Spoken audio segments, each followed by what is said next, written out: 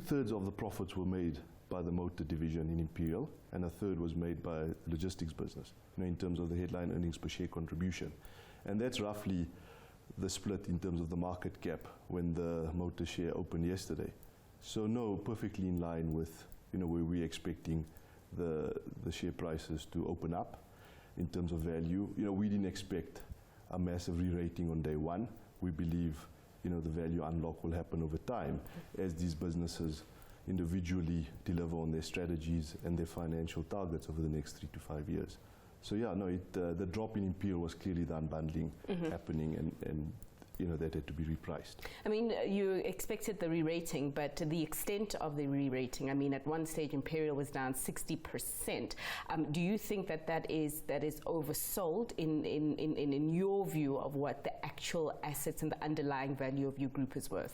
No, so remember, Imperial before was the combined. Right. So you would have expected that 60% drop because Motus made up the difference. Right. So there wasn't really a 60% drop in the share price, because you've got to add the two to compare it to the share price before. All right. So there wasn't a 60% move in the share price. So no, it was flat if you combine the two share prices, which you've got to do.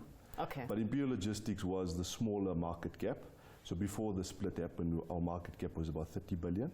And that's where we largely ended the day as a combined business. All right. Okay. So now let's talk about the future and going forward as you take the reins of Imperial Logistics. Yes. What is your offering to shareholders who have, for quite a number of years, had to bear meager returns in the industrial space, right, as a result of the economy, but also other factors there?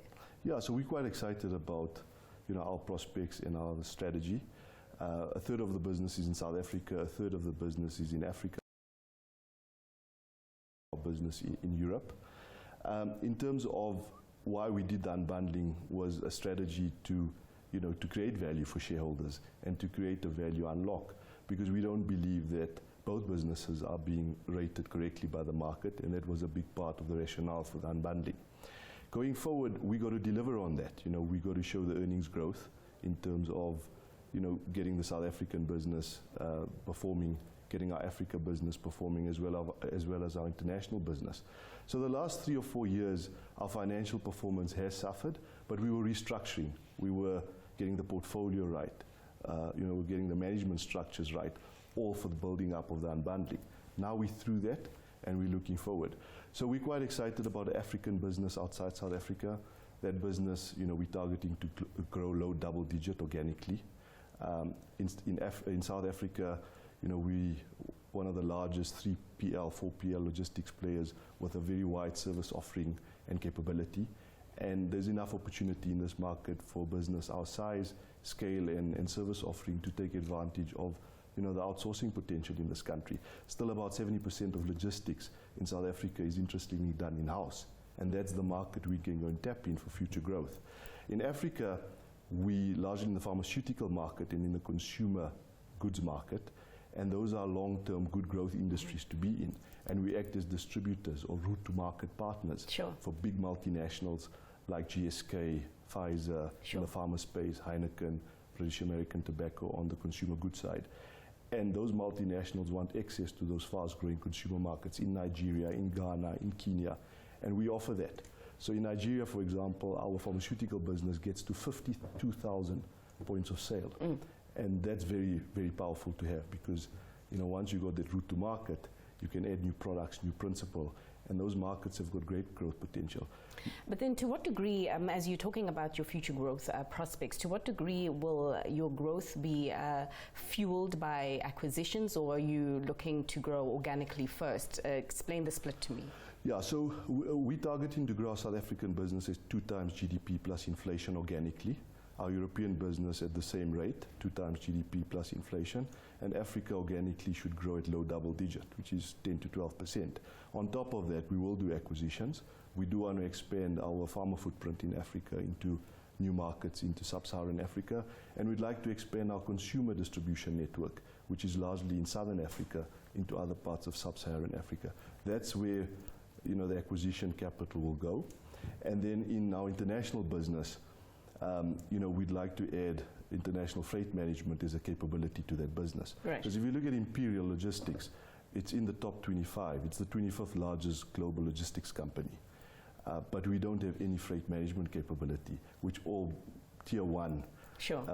Are you in discussions right now regarding putting that capability We're always looking on board? at opportunities, but once we have that capability, we can integrate our current service offering into an international freight management capability and grow from there. Right. And Mohammed, how will you fund this?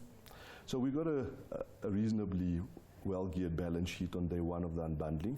We geared at about 1.4 times net debt to EBITDA. And this business, the logistics business, is a lot better cash flow generator than it has been in the past because we've made it a lot more asset light. And so we've got about 5 billion rand of debt capacity on our balance sheet on day one, which means we would have to take our debt up to about 2.5 times net debt to EBITDA. Right. We've got facilities in place. We obviously can't keep our debt at that level, but that gives you a sense of the size of balance sheet we have to take advantage of that. And I believe with organic growth that I've just mentioned, with that kind of firepower, that is enough capital to achieve our next 3 to 5 year growth targets. And finally, what are the risks to your growth targets not being realized? I think it would be largely things out of our control. I think the risks around the economic growth, with trade wars and how that will impact growth potential. There's obviously a risk around operating in markets that we operate in Africa. There's a lot of elections coming up in some of those markets, Nigeria specifically, and normally around that there is risk. And then in South Africa, we've had a difficult period as an economy, and but I'm a lot more positive about where the country's going and our prospects that will follow that. So yeah, there's risks, but it will be the normal economic risks. I think we've worked hard over the last 3-4 years to internally have the right setup for this big day. And so I'm not concerned about that. And the Motus CEO are talking quite positively about what shareholders should expect by way of dividends. Yes. Can shareholders who buy into your group, Imperial Logistics, expect the same? So we had a 45% payout ratio of our HEPS before the unbundling as Imperial, and Imperial Logistics will continue with that. So we'll continue paying good dividends. Right. We want to show good growth to our shareholders. We want to improve our return on capital and ultimately drive a re-rating in our company.